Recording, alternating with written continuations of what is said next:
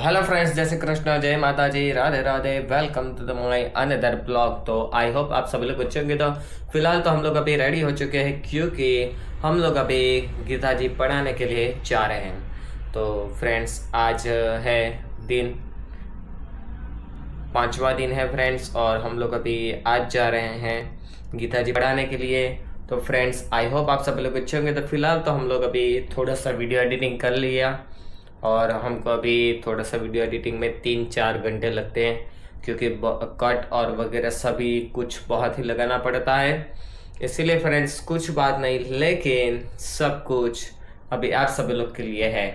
तो मिलते हैं आगे, तब तक के लिए मेरे साथ बने रहना। तो मिलते हैं आप सभी लोग को आगे।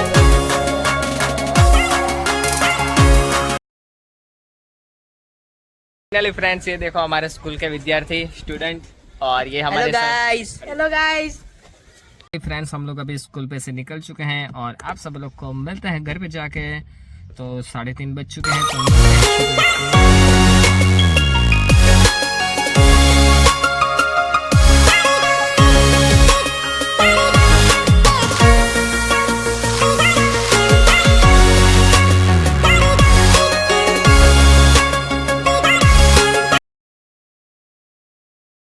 फ्रेंड्स, हम लोग अभी घर पे आ चुके हैं और हमारा अभी वीडियो एडिटिंग करने का काम बाकी है। तो वो हम लोग अभी ख़त्म करते हैं। पहले फ्रेश हो चलते हैं और बाद में वीडियो एडिटिंग करते हैं। तो मिलते हैं आप सब लोग को थोड़ी देर के बाद, मेरे साथ बने रहना। तो हेलो फ्रेंड्स, जय श्री कृष्ण, जय माता जी, Radhe Radhe. Welcome to my new episode number 4। और आज है दिन हमारा, ऐसे तो सावन का चौथा दिन है, लेकिन हम लोग अभी बीच में वीडियो एक दिन नहीं रख पाए, इसलिए ये हमारा आज लेट से आ रहे हैं। तो आप सब लोग मेरे साथ बने रहना। और थोड़ा सा मतलब एक वीडियो बना था और उसमें थोड़ा सा कट आ गया, इसलिए हम लोग अभी फिर से बना रहे हैं। कुछ बात नहीं, और हमको अभी खाना भी बाकी है। 9:30 बज चुके हैं, तो कुछ बात नहीं। तो આપણે આજે ચોથા અધ્યાય તરફ આગળ વધીએ છીએ। ત્રીજા અધ્યાયની અંદર સરસ મજાનો આપણે જાણી તો ગયા છે કે ચંચુલાનું શું હતું। હવે ચંચુલાએ શિવલોકની પ્રાપ્તિ। ચોથો અધ્યાયનું નામ છે ચંચુલા શિવલોકમાં। ચંચુલા શિવલોકમાં સરસ મજાનું ફળ આપે છે અને તેના તરફ આપણે આગળ વધીએ છીએ। બ્રાહ્મણો વાચ। બ્રાહ્મણ બોલ્યા, હે ચંચુલા, તારા સદભાગ્યની વાત એ છે કે શિવ મહાપુરાણની ઉત્તમ વૈરાગ્યવાળી કથા સાંભળી તું સમયસર સભાન થઈ છે। તું હવે ભય રાખ્યા વિના ભગવાન શિવને શરણે જા। તેમની કૃપાથી તારા સઘળા પાપોનો ક્ષય થશે। આ શ્રવણ કરવાથી ચંચુલાનું ચિત્ત શુદ્ધ થયું। સદગુરુની કૃપાથી તેનું મન શુદ્ધ થવાથી અને ભગવાનની શિવની કૃપાથી એના હૃદયમાં શિવના સ્વરૂપનું ચિંતન થવા લાગ્યું। તે હવે શિવની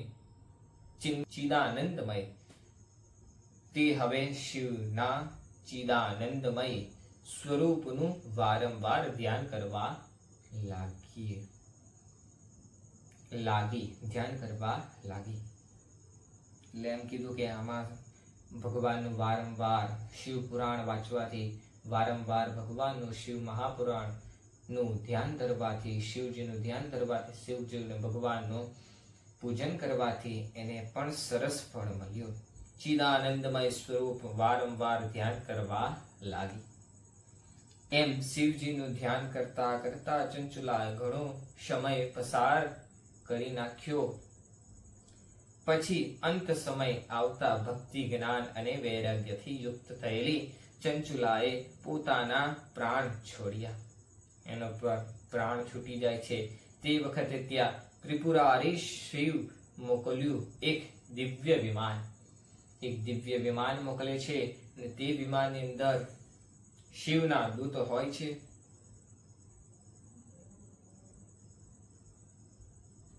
શિવગણો થી યુક્ત અને અનેક પ્રકારના સજાવટથી એ વિમાન મોકલેલું હોય છે।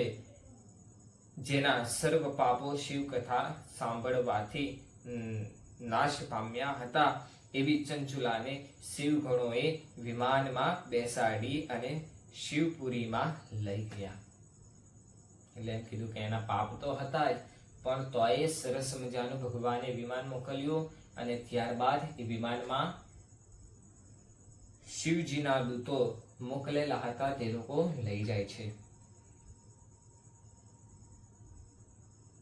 ચંચુલાએ ભાવ વિભોર બની મહાદેવના દર્શન કર્યા ત્યારે ત્યાં ગણેશ, ભૃગી, નંદી તથા વીરભદ્ર વગેરે મુખ્ય ગણો ઉત્તમ ભક્તિથી તેમની સેવા ઉપાસના